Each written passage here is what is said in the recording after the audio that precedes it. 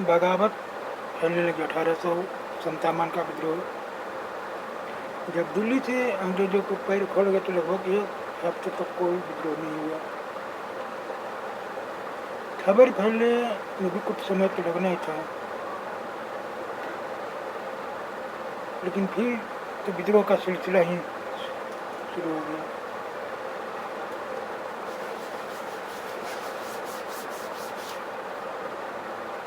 एक के बाद एक हर रेजिमेंट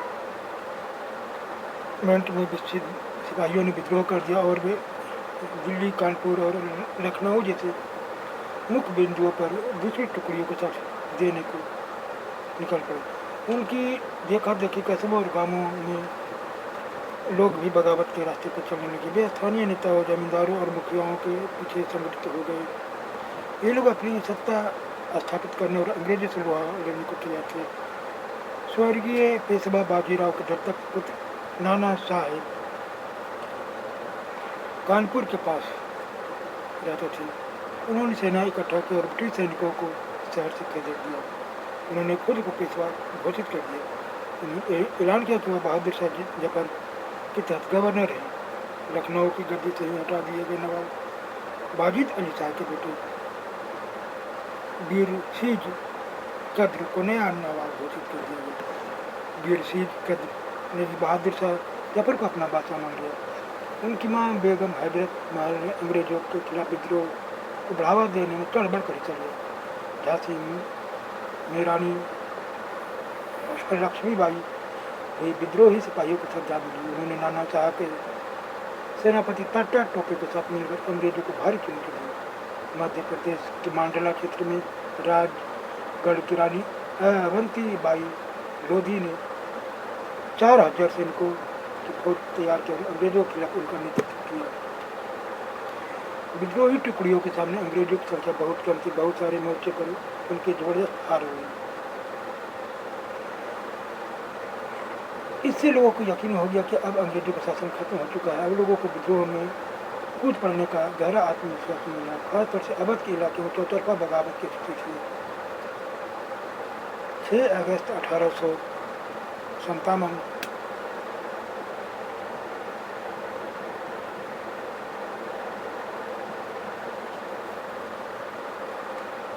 को लेफ्टिनेंट कर्नल टाइटलर ने अपने कमांडर इन चीफ को टेलीग्राम भेजा, जिसमें उसने अंग्रेजों के भय को व्यक्त किया था। हमारे लोग विरोधियों की संख्या और लगातार लड़ाई से थक गए हैं। एक एक गांव हमारे खिलाफ है, जमींदार भी हमारे खिलाफ है। इस दौरान बहुत सारे महत्वपूर्ण नेता सामने आए, जैसे फैजाबाद के मौलवी अहमदुल्ला शाह ने भविष्यवाणी कर दी कि अंग्रेजों का शासन जल्दी ही खत्म हो जाएगा।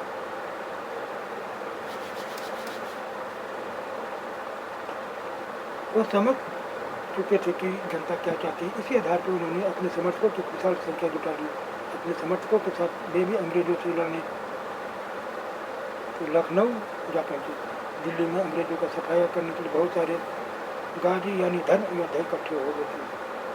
बरेली के सिपाही बख्त खान ने लड़ाकों के एक विशाल टुकड़े के साथ दिल्ली की ओर कूच किया। इस बगावत में मुख्य व्यक्ति साबित हुए बिहार के पुराने जमींदार कुंवर सिंह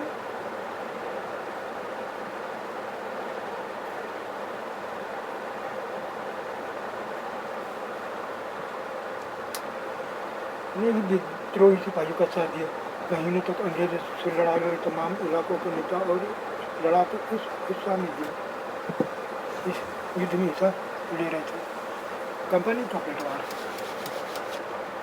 इस उथल पुथल के बावजूद अंग्रेजों ने हिम्मत नहीं छोड़ी। कंपनी ने अपनी पूरी ताकत लगाकर विद्रोह को कुचलने का फैसला किया। उन्होंने इंग्लैंड से और फौजी मंगवाए। विद्रोहियों को जल्दी सजा देने के लिए तो नए कानून बनाए और विद्रोह के मुख्य केंद्रों पर धावा बोल दिया। सितंबर 1857 में दिल्ली दोबारा अंग्रेजों के कब्जे में आ गई। अंतिम मुगल बादशाह बहादुर शाह जफर पर मुकदमा चलाया गया और उन्हें आजीवन कारावास की सजा दी गई। उनके बेटों को उनकी आंखों के सामने गोली मार दी। बहादुर शाह जफर और उनकी पत्नी बेगम नीरज महल को अक्टूबर 1858 में रंगून जेल में भेज दिया गया। इसी जेल में नवंबर 1862 में बहादुर शाह जफर ने अंतिम सांस ली। दिल्ली पर अंग्रेजों का कब्जा हो जाने का मतलब यह नहीं था कि विद्रोह का शुरू था। इसके बाद भी लोग अंग्रेजों से टक लेते रहे, भी आपस में बगावत की विशाल तक अपनी कुचलने के लिए अंग्रेजों का अगले 2 साल तक लड़ाई लड़ने पर मार्च 1858 में लखनऊ अंग्रेजों के कब्जे में चला गया।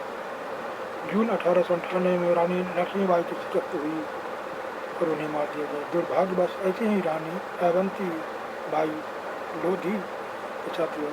खेड़ी के शुरुआती विजय के बाद उन्होंने अपने आप को अंग्रेजों की फौज से घिरा पाया और वे शहीद हुए। टाकिया टोपे मध्य भारत के जंगलों में रहते आदिवासियों और किसानों की सहायता से छापामारी चलाते रहे। जिस तरह पहले अंग्रेजों के खिलाफ सफलता ने विद्रोहों को उत्साह दिया, उसी तरह विद्रोही ताकतों के हार से लोगों की हिम्मत टूटने लगी।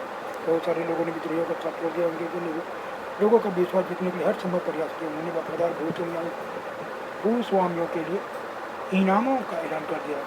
उन्हें आश्वासन दिया कि उनकी जमीन पर उनके परंपरागत अधिकार बने रहेंगे। जिन्होंने विद्रोह किया था उनसे कहा गया कि अगर वे अंग्रेजों के सामने समर्पण कर देते हैं और अगर उन्होंने किसी अंग्रेज की हत्या नहीं की तो वे सुरक्षित रहेंगे और जमीन पर उनके अधिकार और दावेदारी बनी रहेगी। इसके बाद सैकड़ों सिपाहियों, विद्रोहियों, नवाबों और राजाओं पर मुकदमे चलाए गए और उन्हें फांसी पर लटका दिया गया। विद्रोह के बाद के साल अंग्रेजों ने 1859 के आखिर तक देश पर दोबारा नियंत्रण कर पा लिया था, लेकिन अब वे पहली बार नीतियों के सहारे शासन नहीं चला सकते थे। अंग्रेजों ने कई अहम बदलाव किए जो निम्न है। ब्रिटिश संसद ने 1858 में एक नया कानून पास किया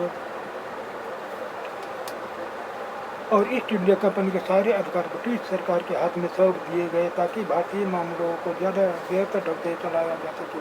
ब्रिटिश मंत्रिमंडल के एक सदस्य को भारत मंत्री के रूप में नियुक्त किया गया। उसे भारत के शासन से संबंधित मामलों को संभालने का जिम्मा सौंपा गया। उसे सलाह देने के लिए परिषद का गठन किया गया, जिसे इंडिया काउंसिल कहा जाता था। भारत के गवर्नर जनरल को वायसराय कहा जाने लगा। इस प्रकार उसे इंग्लैंड के राजा रानी का निजी प्रतिनिधि घोषित कर दिया गया।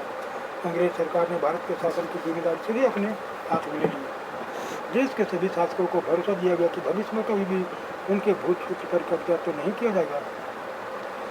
उन्हें अपनी रियासत अपने वंशजों यहाँ तक दत्तक पुत्रों को सौंपने की छूट भी दी गई, लेकिन उन्हें इस बात के लिए प्रेरित किया गया कि ब्रिटेन की रानी को अपना अधिपति स्वीकार कर रहे। इस तरह भारतीय शासकों को ब्रिटिश साम्राज्य के अधीन शासन चलाने की छूट भी दी थी।